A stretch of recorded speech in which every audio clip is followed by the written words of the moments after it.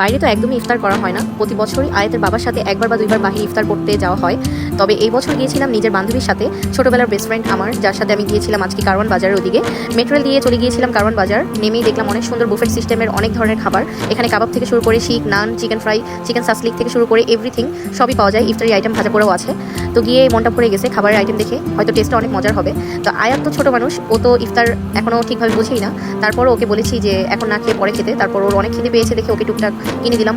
ও খাওয়া শুরু করে দিয়েছে। এদিকে আমরাও খাবার আস্তে ধীরে এনে বসে পড়লাম যে কখন আমাদের খাওয়া শুরু হবে, আর আজান দিলে আমরা খাওয়া শুরু করবো।